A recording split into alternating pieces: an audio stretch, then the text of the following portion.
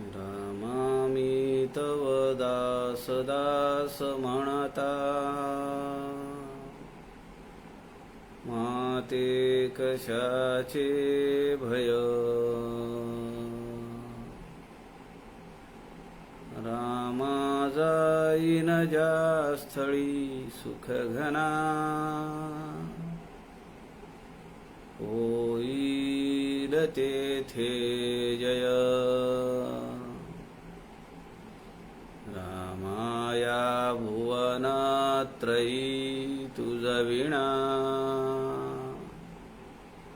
नाही तुझा तारक रामा तू सकलार्थ पूर्ण करीशी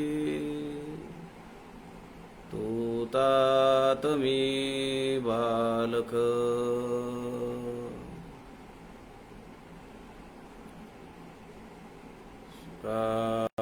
सारिखे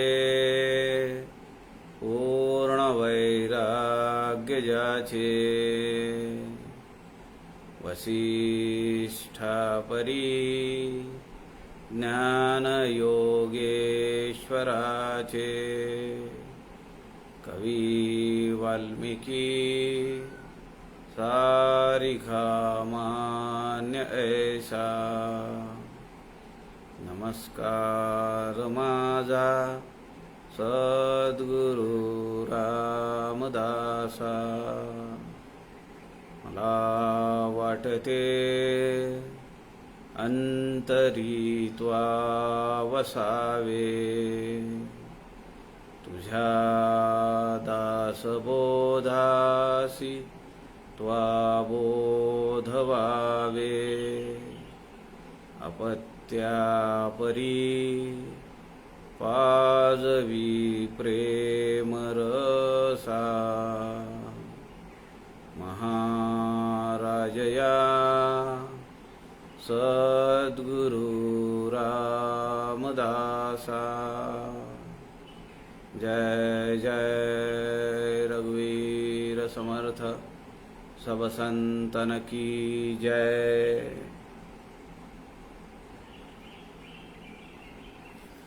सज्जन हो नमस्कार। सद्गुरु समर्थ रामदास स्वामींच्या वाङ्मयाचे अनेक पैलू, अनेक आयाम आपण सध्या पाहतो आहोत। संत समागम फेसबुक लाईव्ह पेजचे सूत्रधार आदरणीय प्रवीणजी शास्त्री दिवाकर यांनी आपल्याला हे व्यासपीठ उपलब्ध करून दिलेलं आहे। या व्यासपीठाच्या माध्यमातून आपण सध्या समर्थकृत 11 लघुकाव्यांपैकी समर्थ रामदास स्वामींनी टाकळी तपाचरण काळात जो दासबोध आपले पहिले शिष्य, पहिले मठपती उद्धव स्वामी आणि इतर शिष्यांना जो सांगितला, त्याचं चिंतन करण्याचा, अभ्यास करण्याचा प्रयत्न आपण सध्या करतो आहोत। या 21 समासी दासबोधातील 9वा समास निराभिमान शांती याचं विवेचन आपण सध्या करतो आहोत। कालपर्यंत आपण या समासातील 21 ओव्या 21व्या ओवीपर्यंत आपण काल आलो होतो। समर्थ रामदास स्वामी या निराभिमान शांती या समासात आपल्या शिष्याला कुठलाही अहंकार न येता ती परमशांती प्राप्त व्हावी म्हणून जो उपदेश करतायत तो आपण पाहूया। समर्थांनी पुढच्या ओव्यांमध्ये काय सांगितलंय त्याचा विचार आपण करूया। श्रीराम समर्थ श्रीराम।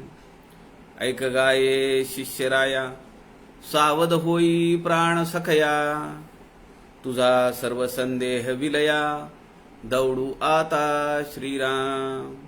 अरे तू भावार्थाचा मेरू, प्रेमळ शांतीचा सागरू, यथार्थ सर्वस्वे उदारू, जळधरा सारिखा श्रीराम. तरी मी मागतो ते मज द्यावे, कृपणपणे निष्ठूर न व्हावे, चित्त देऊनी ऐकावे, मी काय मागतो हे श्रीराम. मागणे इतुकेची आता, श्रवणी बैसो नको दुश्चिता, समयो टळोनी गेला तो मागुता, येणार नाही श्रीराम. आता सांगतो एक करी, श्रवण होता मन हे आवरी, वणवण करीत दारोदारी, हिंडो देऊ नको श्रीराम. समर्थांनी या ओव्यांमधून आपल्या शिष्याला श्रवणामध्ये किती एकाग्रता असली पाहिजे त्याचं वर्णन केलंय, त्याचा उपदेश केलाय. कारण आपण पाहिलं 20व्या ओवीमध्ये शिष्य म्हणतो, टाकावेसे माझी मनी, मला ते मीपणा टाकून द्यायचा आहे. परी ढळे ना जवळून, पण माझ्या जवळून तो ढळत नाही, निघत नाही मीपणा.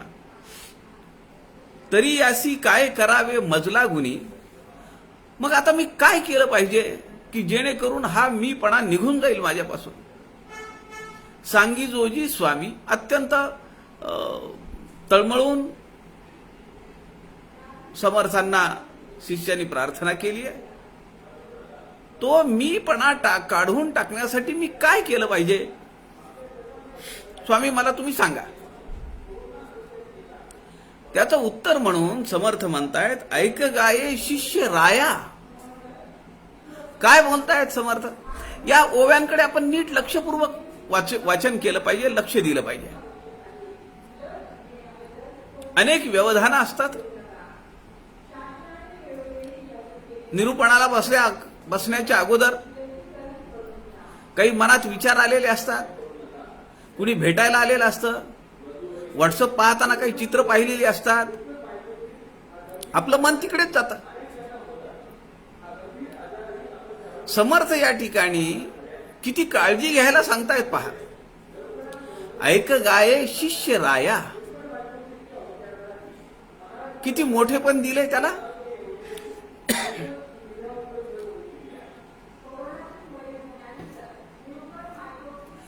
राजा, मोठा माणूस असं म्हणलंय. ऐक गाये शिष्य राया, सावध होई प्राण सखया. तू माझा प्राणाचा सखा आहेस, तू मला अत्यंत प्रिय आहेस.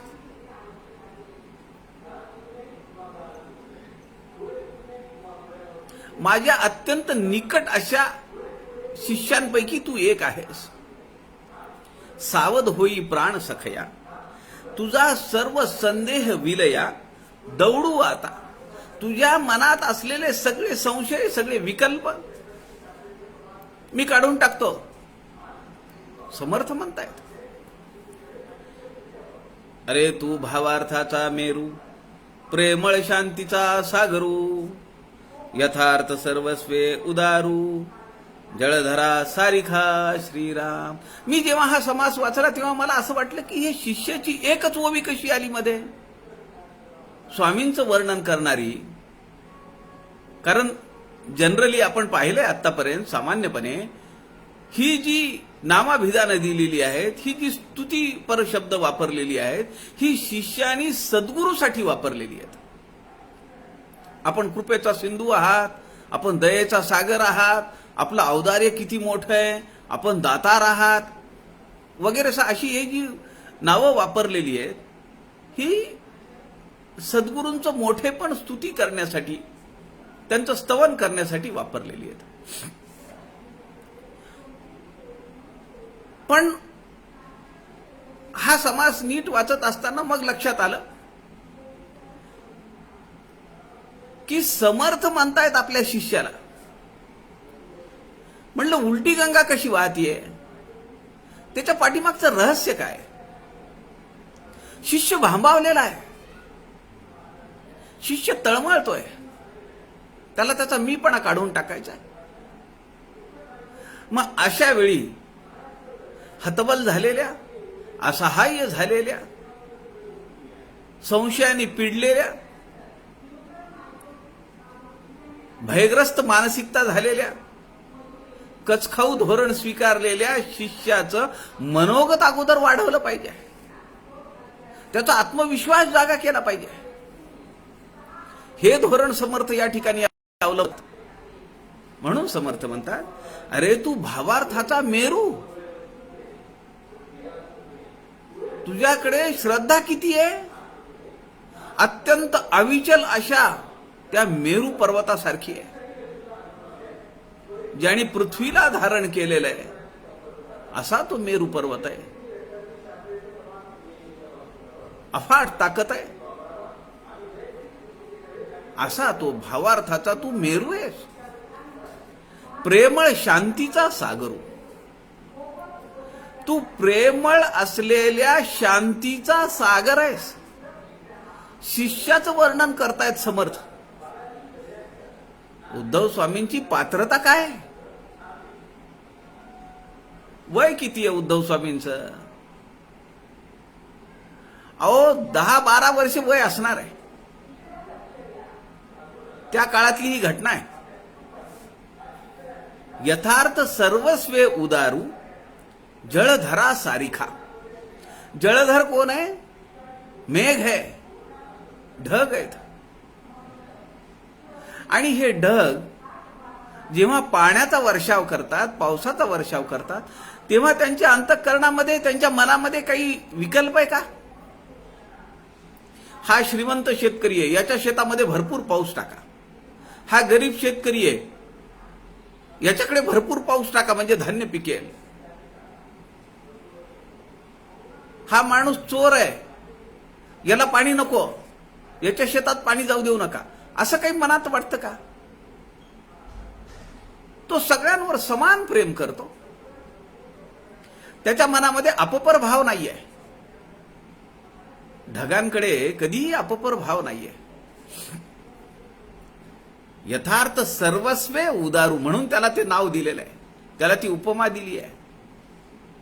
त्या जळधरासारखा तुझं स्वरूप, उदारत्व असलेला यथार्थ.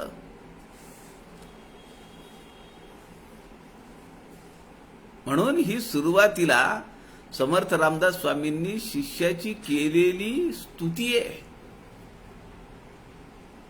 कारण का? तर त्याचा आत्मविश्वास जागृत केला पाहिजे. कारण काय आहे की काय टाकायचंय, काय सोडायचंय? मीपणा सोडायचा आहे, आणि तो भल्या भल्यांना सुटत नाही.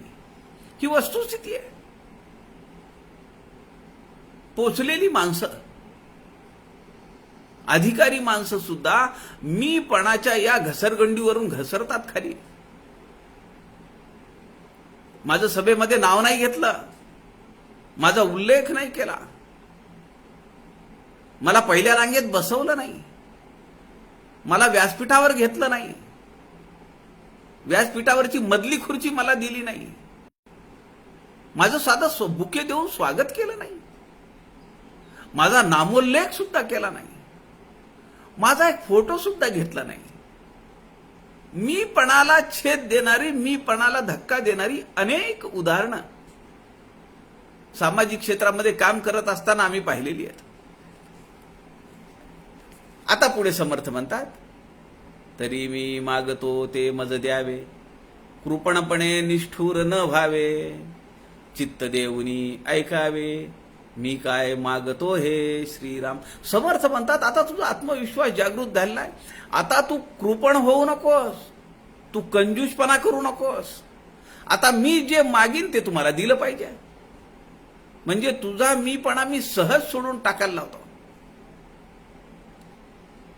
आणि मी काय मागणार आहे ते चित्त देऊन ऐक बरं. कारण तू जर नीट ऐकलं नाहीस तर तुला ते समजणार नाही. माझ्या बोलण्याचा काही उपयोग होणार नाही. मला देताना तू कंजूषपणा करू नकोस, नंबर 1. आणि नंबर 2, तू निष्ठुर होऊ नकोस, कारण तू प्रेमळ आहेस. निष्ठुरपणा तुला शोभत नाही.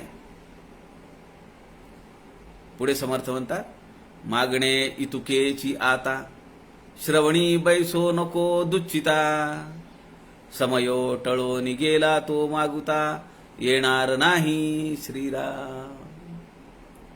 आमचं जर अंतःकरण, आमचं जर मन दुश्चित्त असेल, सावध नसेल, एकाग्रता नसेल, मी जसं आपल्याला म्हणालो त्याप्रमाणे सकाळी कुणाशी वाद झालेला आहे ते आमच्या डोक्यात आहे, घरामध्ये काही कुरबुर झालेली आहे ती आमच्या डोक्यात आहे, शेजारी काही बोलला ती आमच्या डोक्यात आहे, आम्ही कुणाला भेटलो ती व्यक्ती आमच्या डोक्यात आहे, आम्ही काही चित्र पाहिली ते आमच्या डोक्यात आहे. अशा परिस्थितीमध्ये श्रवण एकाग्र कसं होईल? त्या श्रवणामध्ये एकाग्रता येत नाही. काही वेळा असे प्रसंग आमची एकाग्रता पाहण्यासाठी सुद्धा अवलंबिले जातात. आपलं चित्त डळमळीत करायचं, आपण आपल्या उद्दिष्टापासून बाजूला पडायचं. त्यासाठी सुद्धा नियती हे सगळं योजत असते, सगळं प्लॅनिंग आहे. म्हणून समर्थ म्हणतात, मागणे इतुकेची आता, श्रवणी बैसो नको दुच्चिता. तुझं चित्त सगळं माझ्याकडे ठेव, व्यग्रता नको, एकाग्रता पाहिजे. कारण का, समयो टळोन गेला तो मागुता, येणार नाही. ही वेळ जर गेली, हा समय गेला, हा प्रसंग गेला, तर पुन्हा तुला ऐकता येणार नाही. आता तेव्हा काही फेसबुक, युट्यूबवरचं काही नव्हतं पुन्हा पुन्हा ऐकण्यासाठी. तेव्हा माझं चित्त एकाग्र नव्हतं, व्यग्र होतो, दुश्चित्त होतो. आता लावा, मला नीट ऐकायचे, अशी काही तेव्हा व्यवस्था नव्हती. समयो टळोन गेला तो मागुता, येणार नाही. आणि शेवटी कसं आहे की ही वस्तुस्थिती आहे, माणसाच्या आयुष्यातून गेलेली वेळ पुन्हा येत नाही. दिवस संपला, ती वेळ पुन्हा आणू शकत नाही आपण. आता सांगतो एक करी, श्रवण होता मन हे आवरी, वणमन करी दारोदारी, हिंडो देऊ नको श्रीराम. आता सांगतो एक करी, एकच काम करतो. एक तर सगळं एकाग्र होऊन मी काय बोलतो ते ऐक. श्रवण होता मन हे आवरी. श्रवणाला बसलेला असल्यानंतर तुझ्या मनाला तू नियंत्रित कर, त्याला आवर. कारण मन कसं आहे, ते वणवण करत फिरतं. माणूस इथं बसलेला असतो आणि त्याचं मन कुठं असेल माहिती नाही. आपण बऱ्याच वेळा कुणाशी बोलत असतो, आपण पोट तिडकीनं विषय मांडत असतो. एखादी सभा असेल, एखादी बैठक असेल, एखादं प्रवचन असेल, मोठ्या पोट तिडकीनं आपण विषय मांडत असतो. पण समोरच्या माणसाचं लक्ष नसतं. आपल्याला जाणवतं ते, त्याचं लक्ष नाहीये माझ्या बोलण्याकडे, त्याच्या चेहऱ्यावरनं दिसतं ना. काही लोक असे गमतीशीर असतात, त्यांचं लक्ष नसतं, त्यांच्या डोक्यात वेगवेगळ्या योजना चालू असतात, खलबत चालू असतात, पण ते चेहऱ्यावर आव असा आणतात की ते खूप लक्ष देऊन तुमचं ऐकतायत. डोळे फिरवतात, मान हलवतात, असं करतात. बोलणाऱ्याला वाटतं की काय दाद देतोय हा माणूस, पण त्याच्या मनातले मांडे वेगळेच असतात. समर्थ म्हणताय, तू मनाला कुठेही जाऊ देऊ नकोस. वणवण करीत दारोदारी, हिंडो देऊ नको. अनेक विषय आहेत, अनेक प्रसंग आहेत, अनेक व्यक्ती आहेत, तिकडे मन ओढल्या जाईल, तू जाऊ देऊ नकोस. ही परीक्षा आहे एक प्रकारे.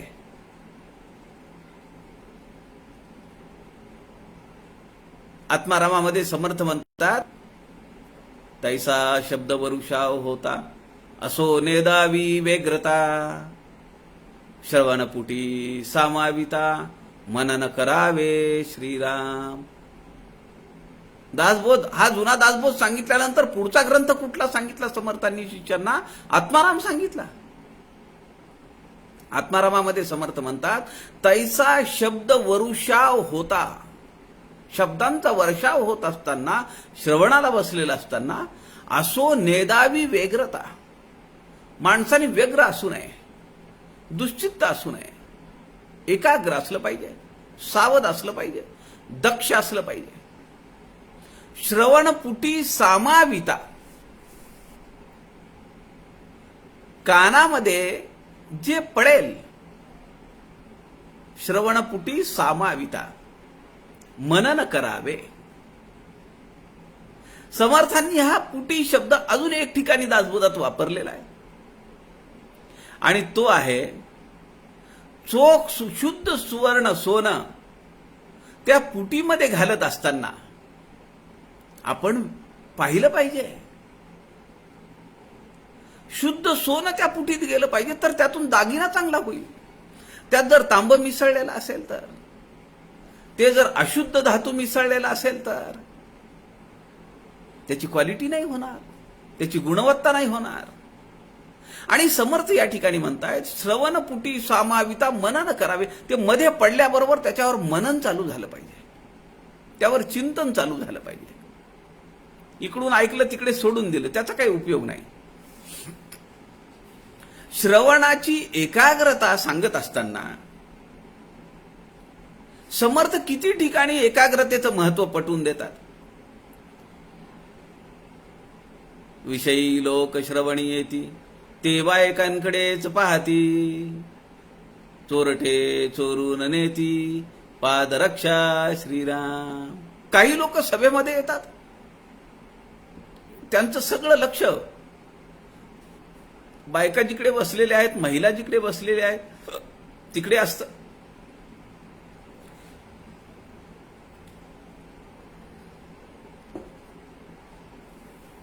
समर्थ म्हणतात, विषयी लोक श्रवणी येती. ज्यांना विषयाची ओढ आहे ते लोक श्रवणाला येतात, ते बायकांकडेच पाहती, त्यांचं सगळं लक्ष महिलांकडे. चोरटे चोरून नेती पादरक्षा, ते चोर जे उभे आहेत दारावर त्यांचं लक्ष आहे, हा माणूस गुंगलाय, आता त्याचं लक्ष तिकडच्या टेंटकडे, तिकडच्या पेंडॉलकडे. ते हळूच त्याची पादत्राणं घेऊन जातात. हा माणूस बाहेर येतो, पाहतो आपली चप्पल बूट जोडे कुठे दिसतच नाहीत. चोर सुद्धा किती लक्ष देऊन आहेत. मला एकाने असं सांगितलं, म्हणाले ते बायकांकडेच पाहती, याचा अर्थ असा आहे ते बा एकाकडेच पाहती, परब्रह्माकडेच पाहतात, असं म्हणले समर्थांना इथं सांगायचंय. मी म्हटलं कुठून शोध लावला हो हा तुम्ही? समास काय, विषय काय चालू आहे? मग म्हटलं विषयी शब्द कसा आला पहिल्या चरणात? विषयी लोक श्रवणास येती, आणि मग त्यांची पादरक्षा, त्यांची जी काही वाहनं आहेत, चप्पल जोडे बूट, ते पळवून नेण्याचा आणि परब्रह्माकडे लक्ष देण्याचा संबंध काय आहे? लोक असा काहीतरी विचित्र अर्थ काढतात, मनानेच अर्थ काढतात, त्याला आगापिछा काही नसतो.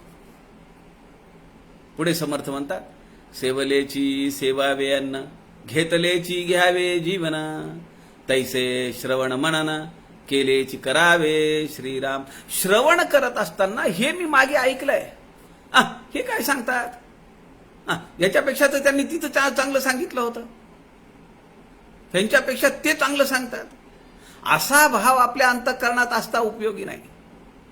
सेविलेची सेवावे अन्न. आपण जेवण करतो का नाही? सकाळी नाश्ता केला, दुपारी जेवण आहे, 4 वाजता चिवडा आला, पोहे आले, काही नको म्हणतो का? बिस्किट आले नको म्हणतो का? संध्याकाळ झाली की पुन्हा जेवण आहे. सेविलेची सेवावे अन्न. घेतलेची घ्यावे जीवन. पाणी प्यावं लागतं. आत्ता पोट भरलंय पाणी पिऊन, म्हणून 2 तासांनी 3 तासांनी पुन्हा तहान लागणार नाही असं होईल का? म्हणून श्रवणासारखं जसं अन्न आणि पाणी आपल्या जीवनाला आवश्यक आहे, तसं श्रवण आवश्यक आहे हे समर्थ सांगतात इथं. तैसे श्रवण मनन केलेची करावे. पुढे समर्थ एका ठिकाणी म्हणतात, ऐकल्या वीण कळले, शिकविल्या वीण शहाणपण आले, देखिले ना ऐकिले भूमंडळी श्रीराम. समर्थ म्हणतात, मी तरी काही पाहिलं नाही ना ऐकलं नाही रे बाबा. काय ऐकिल्या वीण कळले, ऐकलंच नाही तर समजेल कसं? आज आपण जुना दासबोध वाचतो आहोत, त्या अगोदर आपण एवढी वाङ्मय संपदा समर्थांची त्यावर अभ्यास करण्याचा प्रयत्न केला, विवेचन करण्याचा प्रयत्न केला. किती आयाम आपल्याला समजलं. नाही तर माहिती होतं का? दासबोध मानाचे श्लोक एवढंच लोकांना माहिती आहे, आणि फार फार तर आत्माराम, समर्थांची पत्रकं, समर्थांची शतकं, समर्थांच्या आरत्या, समर्थांची भारुडं, समर्थांच्या सवाया, अनेक स्फुट प्रकरणं कधी माहिती आहेत आम्हाला? आयुष्य चाललं निघून आम्हाला नावं माहिती नाही येतात. त्यात काय सांगितलंय समर्थांनी हे तर फार लांब राहिलं. समर्थांची भजनं, समर्थांचे अभंग, या जीवनामध्ये त्या सगळ्याचा आढावा घेणं सुद्धा शक्य नाहीये. वाचन, मनन, चिंतन तर फार लांबची गोष्ट आहे. पण आपण नेटाने प्रयत्न चालवलाय. 1 वर्ष झालं आपण सगळे दुपारी 3 वाजता संत समागम या लाईव्ह फेसबुक पेजवरून समर्थांच्या वाङ्मयाचा अभ्यास करण्यासाठी उत्कंठा ठेवून आपण सगळे एकत्र जमतो, त्याच्यावर चिंतन करतो, विचार करतो. तुमच्या मनात काही प्रश्न आलेला तो तुम्ही मग ग्रंथ शोधता, त्यामध्ये सांगितलंय का विचारता, पाहता, किंवा इतरांना विचारता. मला सुद्धा असं होतं कधी कधी. त्या निमित्ताने 4 ग्रंथ हाताळले जातात. समर्थ म्हणतायत, ऐकिल्या वीण कळले, शिकविल्या वीण शहाणपण आले. श्रवण केल्याशिवाय काही समजत नाही, शिकवल्याशिवाय अक्कल येत नाही. देखिले ना ऐकिले भूमंडळी. या पृथ्वीच्या पाठीवर श्रवणाशिवाय काहीही खरं नाही. म्हणून समर्थांनी नवीन दासबोधामध्ये 5 समास श्रवणावर लिहिलेले आहेत. सगळ्यात जास्त समासांची संख्या ही श्रवणावर आहे. पुढे समर्थ म्हणतात, दुश्चित्तपणा किती वाईट आहे. दुश्चित्त जर असेल, माणसाचं एकाग्रता नसेल, सावधपण जर नसेल तर किती नुकसान होतं. आता सो हे बहुत संत संगे कळे नेमस्त, एरवी चित्त दुश्चित्त संशयी पडे श्रीराम. म्हणून संतांचा सहवास आवश्यक आहे. आपल्याला ग्रंथाच्या रूपाने संतच आपल्या जवळ आहेत. पहा माझा ग्रंथ नीट, नका करू खटपट, माझे स्वरूप स्वतः सिद्ध. समर्थ आम्हाला सांगतायत, दासबोधातला आत्माराम हे माझं स्वरूप आहे, ते तुम्ही काढून घ्या. दासबोध आणि आत्माराम हे 2 ग्रंथ नाही. नाहीतर मग समर्थ म्हणाले असते ना, पहा माझे ग्रंथ नीट. समर्थ म्हणतात, पहा माझा ग्रंथ नीट, एक वचनी आहे. दासबोध आत्माराम, दासबोधातला आत्माराम तो आकळून घ्या. आणि संतांचा सहवास, जर देहामध्ये संत असतील तर त्यांच्या सहवासात राहिलं पाहिजे. सध्याची परिस्थिती तशी नाहीये. म्हणून ग्रंथ हे आमचे संत आहेत. ग्रंथांमध्ये संतांचं चरित्र आहे. संत स्वतः आहेत. आपल्या बोटाला धरून ते शिकवतात. एखादा शब्द आडला नडला ते मार्गदर्शन करतात. दुसरा ग्रंथ वाचत असताना पहिल्या ग्रंथामध्ये अडलेले प्रश्न मनात आलेले संशय विकल्प हे दूर होतात. नानासाहेब देवांचं वचन आहे हे, समर्थ हृदय नानासाहेब देव. एका ग्रंथाचा, संतांच्या एका ग्रंथाचा अभ्यास करण्यासाठी दुसऱ्या ग्रंथाचा वापर केला पाहिजे, तो जास्त समजतो. म्हणून समर्थ या ठिकाणी म्हणतात, आता असो हे बहुत संत संगेकडे नेमस्त. मान्य आहे, संतांच्या सहवासात राहिलं की बरोबर समजतं, नेटकेपणाने समजतं. पण आता संत नाही आहेत, ग्रंथ आमचे संत आहेत, म्हणून त्यांच्या सहवासात राहावं. एरवी चित्त दुश्चित्त संशयी पडे श्रीराम, दुश्चित्तपणे न घडे श्रवण. दुश्चितपणाचे परिणाम बघा तुम्ही. दुश्चित्तपणे न घडे श्रवण, दुश्चित्तपणे न घडे विवरण, दुश्चित्तपणे निरूपण हातीचे जाये श्रीराम. आम्हाला श्रवण घडत नाही, निरूपण आम्हाला करता येत नाही. जे समजलं ते आमच्या अंतःकरणात राहत नाही. हातीचे जाये, विसरून जातं. ज्याचा जो व्यापार, प्रपंचातलं उदाहरण दिलंय समर्थांनी. समजा माझं चॉकलेट बिस्किट एक किराणा दुकान आहे, माझं जर लक्ष नसेल तर काउंटरवर ठेवलेल्या चॉकलेटच्या बर्नीला लंपास करणारा एखादा मुलगा येऊ शकतो, किंवा मी काही सामान त्याला काढून देत असताना तो बर्नीमध्ये हात घालून त्यातले 2-4 चॉकलेट पळवू शकतो. होऊ शकतं का नाही? मग आज मी जर कॉन्सन्ट्रेशन माझं नसेल, असं होऊ शकतं. किती सुंदर दृष्टांत समर्थ देतात. आमच्या दैनंदिन जीवनातला हा दृष्टांत आहे. ज्याचा जो व्यापार तेथे असावे खबरदार, दुश्चित्तपणे तरी पोर वेढा लावी श्रीराम. व्यापार करत असताना, धंदा करत असताना, व्यवसाय करत असताना किती एकाग्र असलं पाहिजे, किती सावध असलं पाहिजे. नाहीतर एखादा मुलगा दुश्चित्तपणाचे आणि ते पोर वेढा लावी, वेड करून जाईल, तुमचं नुकसान करील. म्हणून आळस सोडावा, दुश्चितपणाचा परिणाम आहे. म्हणून आळस सोडावा, यत्न साक्षेपे जोडावा, दुश्चितपणाचा मोडावा, थारा बळे श्रीराम. दुश्चितपणाचे काय काय धोके आहेत ते समर्थांनी सगळे परिणामाने सांगितले. प्रपंचातला दुश्चित्तपणा, परमार्थातला दुश्चित्तपणा, श्रवणातला दुश्चित्तपणा, व्यवसायातला दुश्चित्तपणा, सगळं सांगतायत समर्थ. म्हणून आळस सोडावा. म्हणून श्रवणामध्ये आलेला आळस किंवा श्रवणासाठी केलेला आळस हा सोडला पाहिजे. यत्न साक्षेपे जोडावा. 2 शब्द आहेत, यत्न आणि साक्षेप. समर्थ काय म्हणतायत? यत्न तोच देव जाणावा. 350 वर्षापूर्वी आपल्याला आश्चर्य वाटेल, समर्थ म्हणतायत देव म्हणजे यत्न आहे, देव म्हणजे प्रयत्न आहे. देवाचं दुसरं नाव हे प्रयत्न आहे. बरं, यत्न करावा म्हणलंय का? यत्न साक्षेपे जोडावा. साक्षेप म्हणजे अथक परिश्रम,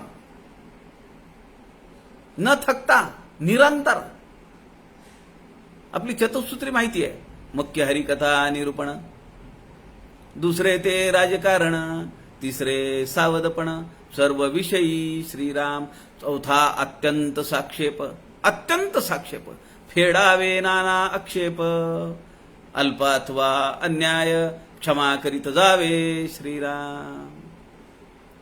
आळस सोडा, श्रवण एकाग्रतेने करा, मन लावून करा. त्याच्यासाठी प्रयत्न केले पाहिजेत, अथक प्रयत्न केले पाहिजेत. दुश्चित्तपणाचा मोडावा, थारा बळे. दुश्चित्तपण ते सहजासहजी चिकटत नाही अंगाला, आणि सहजासहजी निघतही नाही. ते जळूसारखं चिकटून बसतं, चारी बाजूने घेरल्या जातं. म्हणून इथं समर्थ म्हणतात त्याचा जो थारा आहे तो बळे मोडावा, विशेष प्रयत्न करून मोडला पाहिजे. मग श्रवण करण्यासाठी अनेक ग्रंथ आपल्याकडे असले पाहिजेत. अनेक ग्रंथ घेण्यासाठी इतरांना उद्युक्त केलं पाहिजे. आता आपल्याकडे जुना दासबोधाचं विवरण चालू आहे. बऱ्याच अभ्यासार्थींकडे हा जुना दासबोध नाहीये. जुना दासबोध ग्रंथ साधारण 4 लेखकांचे आहेत. एक आहेत आपल्या सौ सुनीती सहस्त्रबुद्धे पुण्याच्या, त्यांचा एक आत्माराम आहे, जुना दासबोध आहे. समर्थ सेवा मंडळाने एक फार वर्षापूर्वी काढलेला जुन्या दासबोधावर टीकात्मक ग्रंथ आहे. त्यावरही फारसं विवेचन नाहीये. सुनीती सहस्त्रबुद्धेंनी थोडं विवेचन केलेलं आहे. त्यानंतर आहे सुनील दादा चिंचोलकरांचा जुना दासबोध 21 समासी.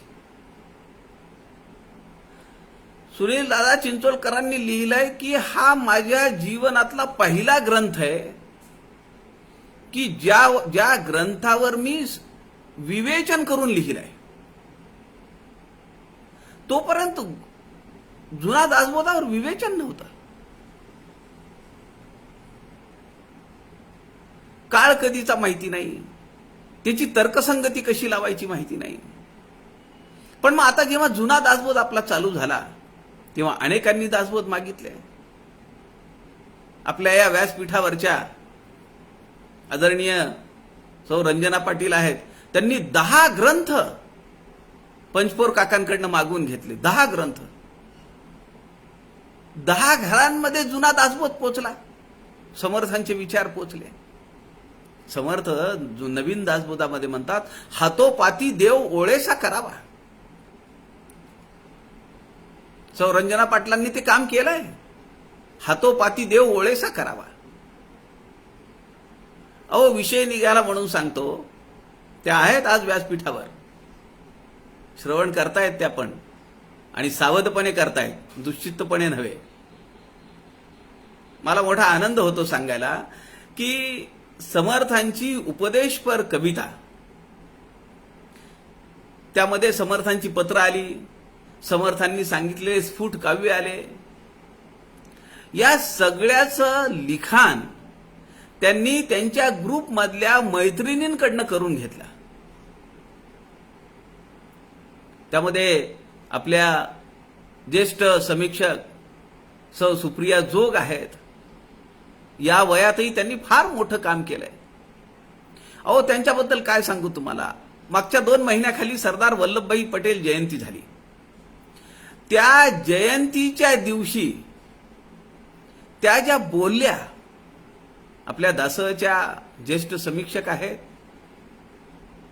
सरदार वल्लभभाई पटेल आणि समर्थ रामदास यांच्या जीवनचरित्राचा तौलनिक अभ्यास त्यांनी मांडला. मला फार भावलं ते. मी त्यांना म्हणालो, अहो, हे तर मोदीजींपर्यंत पोहोचलं पाहिजे. आणि काय सांगू तुम्हाला, त्यांनी ते सगळं डीटीपी केलं. त्याची छोटी पुस्तिका तयार केली. माणूस काय काय करू शकतो, त्याची छोटीशी पुस्तिका तयार केली आणि ती पुस्तिका माझ्याकडे पाठवली. दुर्दैवाने तेव्हा आम्ही सगळे आजारी होतो. त्यानंतर 2 महिने ही अशी सगळी गेली. 1.5-2 महिने लॉकडाऊन, दुकानं उघडी नाहीयेत. आता वेळ आली आहे की ती पुस्तिका आणि त्याला माझं एक वरचं प्रेषणपत्र, एक कव्हरिंग लेटर, असं करून भारताचे पंतप्रधान माननीय नरेंद्रजी मोदींकडे ते पोचेल. कारण मोदीजींचे गुरु सरदार वल्लभभाई पटेल आहेत. आपले सद्गुरू समर्थ रामदास आहेत. समर्थांच्या आणि सरदार वल्लभभाई पटेलांच्या जीवनाचा तौलनिक अभ्यास अत्यंत सुमधुर संकल्पना त्यांनी त्यांच्या शब्दांमधून मांडलेली आहे. ती छोटी पुस्तिका आणि ते पत्र पुढच्या आठवड्यामध्ये माननीय पंतप्रधानांकडे जाईल. काय काय करू शकतो माणूस, पण हे केव्हा करू शकतो. समर्थ म्हणतात, श्रवण जर ठीक असेल तर. आता त्यांनी रंजना पाटलांनी जे बाळ माझ्याकडे पाठवलेलं आहे, जी पाकिटं पाठवलेली आहेत, ती माझ्याच्यानी सगळी वाचनं होत नाहीत. कारण ते सगळं बघायचं आहे आणि त्यानंतर मग ते जाईल मोरया प्रकाशनचे महाजन काकांकडे. आणि एक अंदाज आहे आपला की या वर्षी साधना सप्ताहाच्या काळामध्ये आपल्याला त्या पुस्तकाचं प्रकाशन शिवथरघळीमध्ये करता येईल. प्रयत्न करूया. पण जर श्रवण नीट केलं, आता मला तुम्ही सांगा की हे सगळं मी बोलून गेलो फेसबुकवर, पण हे एपिसोड तसेच आहेत. पाटीलबाईंनी त्यांच्या मैत्रिणींना सांगितलं, त्या 7-8 जणी जमा झाल्या, त्यांनी हे केले, ती सत्र जी आहे ते एपिसोड ते ठरवून मी 5 ऐकेन, तू 6 ऐक, तू 4 ऐक, असं करून ते सगळं ते ऐकलं त्यांनी आणि ते ऐकत ऐकत लिहून काढलं. त्यांच्या चिकाटीला त्यांनी दाखवलेला माझ्यावर आदर, प्रेम, स्नेह, त्या सगळ्यासाठी माझं त्या सगळ्यांना दंडवत आहे. खरंच मी भरून पावलो. ते सगळं बाळ माझ्याकडे येऊन पोचलंय. आता त्याचं एकदा नजरे खालून घालायचं आणि ते सगळं मग मोरया प्रकाशनकडे द्यायचं की जेणेकरून त्याचं पुस्तक तयार होईल. समर्थांची त्यामध्ये पत्र आहेत, समर्थांचे स्फुट काव्य आहेत, त्यानंतर उपदेशपर कविता आहेत, बेणाबाईंचा संवाद आहे. खूप साहित्य त्या पुस्तकामध्ये येईल. म्हणून समर्थ म्हणतात की श्रवणाला तू महत्व दे. आपल्या शिष्याला ते कळवळून सांगताय की तू एक काम कर की तू मी जे सांगतोय त्याप्रमाणे तू श्रवण ऐक कर. पुढे समर्थ म्हणतात, श्रवणविषयी आळस नसावा, बहु बोलण्याचा वीटन मानावा, यावा क्रोधाचा आवरावा, विवेक बळे करुणी श्रीराम. मी जे सांगतो काही, येथे कुतर्क घेता बरे नाही, अव्हाटा विचारून पाही, ज्या दुःखदायका श्रीराम. समर्थ म्हणतायत, यावा क्रोधाचा आवरावा, विवेक बळे करुणी. श्रवण विषयी आळस नसावा. श्रवण करायचंय, ऐकायचंय, सीडी लावली आहे, पेन ड्राईव्ह चालू आहे, युट्यूबवरचं प्रवचन चालू आहे, फेसबुकवरचं प्रवचन चालू आहे. आपण प्रवचनाला बसलो आहोत अशा पद्धतीनं आपण बसायला पाहिजे, ऐकायला पाहिजे. नाही तर आपलं लावून दिलंय आम्ही, घरातली कामं चालू आहेत, झाडलोट. ते खरं श्रवण नाहीये. श्रवण विषयी आळस नसावा, बहु बोलण्याचा वीट न मानावा. मी तुला फार सांगतोय, त्याच्यावर तुला कंटाळा येऊ देऊ नको, राग येऊ देऊ नको, चिडू नको. काय लावून दिले भुनभुन यांनी असं वाटू देऊ नको. यावा क्रोधाचा आवरावा. कदाचित तुला माझा राग येईल, तू माझ्यावर संतापशील. समर्थ म्हणतायत, पण तो तू आवरला पाहिजे विवेक बळे करून. विवेकाच्या माध्यमातून, विवेकाच्या अधिष्ठानावर तू तुझ्या क्रोधावर, संतापावर विजय मिळवला पाहिजे. मी जे सांगतो काही, येथे कुतर्क घेता बरे नाही, अव्हाटा विचारून पाही, ज्या दुःखदायका. मी जे तुला काही सांगतोय त्या माझ्या सांगण्याच्या पाठीमागे तुझा उद्धार व्हावा हीच तळमळ आहे. बरं का, किती समर्थ आपली सफाई पेश करतायत. आश्चर्य वाटलं मला. हे त्या शिष्याचं भलं करायचंय आणि पुन्हा समर्थ त्याला म्हणतायत, माझ्यावर चिडू नको, मी तुला सांगतो त्यावर पूर्ण विश्वास ठेव, नाही तर काय म्हणू आपण, तुला ऐकायचं तर ऐक, नाही तर जा उडत. पण समर्थ आईचं ममत्व आहे, शिष्याची तळमळ आहे, कळकळ आहे. म्हणून ते म्हणतात, मी जे सांगतो काही, येथे कुतर्क घेता बरे नाही. काही मनात विकल्प आणू नको, माझ्या बोलण्यावर संशय करू नको, सगळं ऐक, नीट ऐक. अवाटा विचारून पाही, ज्या दुःखदायका. तुला असं कदाचित वाटेल की काय हे काहीतरी सांगतायत आपल्याला म्हणून, आणि तुझी अशी मानसिकता पाहून तुला कुणीतरी दुसरा मार्ग दाखवील. तू म्हणेल, काय नादी लागला त्यांच्या, अरे काय पडले त्यांच्याकडे, चल तू माझ्या गुरुकडे, माझे गुरु असे आहेत, माझ्या गुरूंनी असं केलं. ते तुला फिरवा फिरवी करतील. तुला मार्गभ्रष्ट करतील. शक्यता आहे बरं की जे दुःखदायक होईल. मी सांगतो तुला, तू कुठेही जाऊ नको. तुला कुणी भुलवील, कुणी मोहात पाडील. त्यामुळे कुठल्याही आडमार्गाने जाऊ नको. अव्वाटा म्हणजे आडमार्ग. त्या आडमार्गाला तू जाऊ नको, कारण ते तुला दुःखदायक आहे.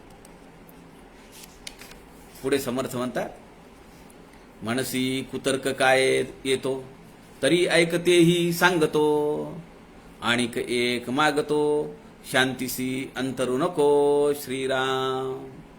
समर्थ म्हणतात, मनावीट मानू नको बोलण्याचा, पुढे मागुता राम जोडेल कैचा. मनाच्या श्लोकामध्ये सांगतायत, मी तुला जे सांगतोय ते मी मोठ्या तळमळीनं सांगतोय. तुझ्या उन्नयनासाठी सांगतो, तुझ्या विकासासाठी सांगतो, तुझ्या उद्धारासाठी सांगतो.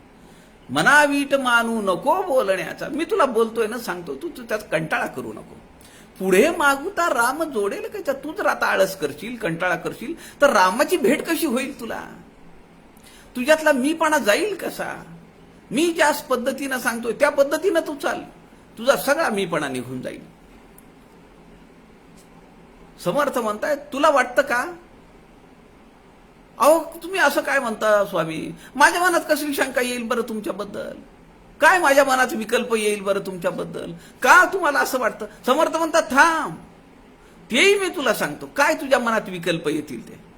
मनसी कुतर्क काय येतो, तरी ऐकतेही सांगतो. आणिक एक मागतो, शांतीसी अंतरू नको. श्रीराम. मुख्य हे, कुठल्याही परिस्थितीत समत्वम योग उच्यते. लाभा लाभो, जया जयो. पळी ना पळी, ती आता हापूस आंब्याच्या रसात घातली काय आणि आमटीत घातली काय? त्या पळीला काही आहे का? रसात जास्त वेळ बसा वाटतं तिला, असं काही आहे का? आमटीत राहू वाटत नाही, असं काही आहे का? एवढं समत्व साधकाच्या अंतःकरणात असलं पाहिजे. आणि ते समत्व कधी साध्य होईल? समर्थ जे सांगतील ते ऐकू आपण तर नक्की साध्य होईल. आणिक एक मागतो, शांतीसी अंतरू नको. कारण समासाचं नाव काय आहे? निराभिमान शांती. शांती मनोनये सुलभ, अरे हे ब्रह्मादिकासी दुर्लभ. शांती सारिका लाभ, आणिक काहीच नाही. श्रीराम. नंबर 1 सांगितलं समर्थांनी की तू श्रवण सावधपणे कर, एकाग्रतेने दक्ष राहून मी काय म्हणतो ते ऐक. आणि नंबर 2, शांती ढळू देऊ नको. ह्या 2 गोष्टी जर तुला साध्य करता आल्या तर तुझा मीपणा राहणारच नाही. अरे, जे ब्रह्मादी देवांना सुद्धा शक्य नाहीये, त्यांचा राग उफाळून येतो, ते चिडचिड करतात, संतापतात, शाप देतात. अशी भानगड तू करू नको. अरे, हे ब्रह्मादिकासी दुर्लभ, त्या देवांना सुद्धा दुर्लभ आहे. शांती सारिका लाभ, आणिक नाही. म्हणून समर्थ मनाच्या श्लोकामध्ये म्हणतात, करी वृत्ती जो संत तो संत जाना. का संतासारखी वृत्ती करायची? का संतांच्या सहवासात राहायचं? कारण ते शांत असतात. जेवायला मिळालं ठीक आहे, नाही मिळालं ठीक आहे. प्रमुख स्वामी महाराज तुम्ही ऐकलेत का? प्रमुख स्वामी महाराजांचे एक शिष्य आहेत, ते एकदा सांगत होते. ते म्हणाले, आम्ही दुबईला गेलो. दुबईला एक छोटी रूम होती, हॉल वगैरे असं ऐस पैस नव्हतं. त्यात तिथं आम्ही सगळेजण बसलो. काही लोक आले प्रश्न विचारायला, जागा नाही बसायला. प्रमुख स्वामी महाराजांच्या पायापर्यंत लोक येऊन बसले. प्रमुख स्वामी महाराज उपदेश करतायत, बोलतायत, ते लोक ऐकतायत, त्यांच्या मनातले काही प्रश्न विचारतायत. 2.5, 3, 4 तास सभा चालली. नंतर त्यांचे सगळे लोक गेल्यानंतर शिष्य म्हणाले, स्वामी, मोठी जागा राहिली असती तर लोकांना अजून बसता आलं असतं. स्वामी म्हणाले, हरकत नाही. विनाकारण लाईट जळला असता, विनाकारण फॅन लागले असते, विनाकारण बिछायत करावी लागली असती तेवढी मोठी आपल्याला. शिष्यांना पटलं. शिष्य दुसऱ्या ठिकाणी गेले. प्रमुख स्वामी महाराजांना राहण्यासाठी आलिशान घर, त्यांची सभा होण्यासाठी, त्यांचा सत्संग होण्यासाठी मोठा पेंडॉल टाकलेला. त्याही दिवशी 3-4 तास सभा झाली. संध्याकाळी शिष्य म्हणाले, स्वामी आज बघा ना, किती मोठा ऐसपैस हॉल होता, काय व्यवस्था होती, खूप लोक बसले. स्वामी म्हणाले, हो ठीक आहे, हरकत नाही, सगळ्या लोकांना पाहता आलं, निवांत बसता आलं, अडचण नाही झाली. संतांची वृत्ती कशी असते ते समर्थ सांगतात. म्हणून समर्थ म्हणतात, करी वृत्ती जो संत तो संत जाणा, दुराशा गुणे जो नव्हे दैन्यवाणा. दुराशा असणे, दुश्चित्त असणे म्हणजे दैन्यवाण लक्षण. उपाधी देहे बुद्धी ते वाढविते, परी सज्जना के विबाधू शकेते. मीपणाची उपाधी, आणि इथं मीपणा टाकण्यासाठी शिष्य विचारतोय की मी काय करू. समर्थ मनाच्या श्लोकामध्ये सांगतात, उपाधी देह बुद्धी ते वाढविते.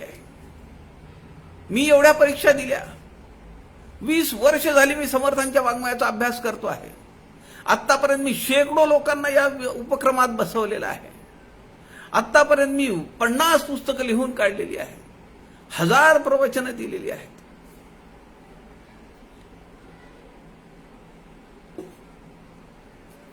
या सगळ्यामध्ये काय आहे? मी माझ्यामुळे, मी केलं, माझ्यामुळे असं झालं, हा मी काढण्याची प्रक्रिया चालू आहे. शांती म्हणू नये सुलभ, ती काही सोपी गोष्ट नाहीये. अरे हे ब्रह्मादिकासी दुर्लभ, शांती सारिका लाभ, आणिक काहीच नाही श्रीराम. त्याच्यासारखं काही मिळवण्यासारखं नाहीये. शांती आड विघ्न आहे ती, ते मी सांगतो तुझ प्रती. शांती केलिया अंगावरी येती, लहान थोर जन श्रीराम. समर्थ आता मूळ मुद्द्याला हात घालतायत. समर्थ म्हणतात, शांती आड विघ्ने आहे ती, खूप विघ्न आहेत, अनेक अडचणी आहेत. शांती मिळण्यापासून आपल्याला परावृत्त करण्यासाठी काय काय गोष्टी होतात, ते मी सांगतो तुझं प्रति. ते मी तुला सगळं सांगतो, यथावकाश सांगतो, गडबड करू नको. शांती केली या अंगावरी येती, लहान थोर जना. मोठे तर बोलतीलच, पण शेंबड्या पोरांना काही समजत नाही, ते सुद्धा तुला वाकडं बोलतील आणि तुला या शांतीच्या मार्गावरून पदच्युत करतील. शांती ब्रह्मादिकाला दुर्लभ आहे, ती सोपी पण नाहीये. पण समर्थ म्हणतात, बेटा शिष्य राया, तू मी सांगितलं ते जर धोरण अवलंबिलस तर तुला शांती प्राप्त होण्यासाठी काहीही अडचण नाही. आता पुढच्या ओव्यांमध्ये त्यांनी कोण काय म्हणील, कोण काय म्हणील याचंही वर्णन केलंय. पण आपल्या सगळ्यांना अशी शांती याची देही, याची जन्मा लाभावी अशी प्रभू श्रीरामचंद्रांच्या चरणी प्रार्थना करूया. आपल्या सगळ्यांच्या हृदयस्थ परमेश्वराला वंदन करतो. झालेली सेवा समर्थांच्या चरणी अर्पण करतो. जय जय रघुवीर समर्थ.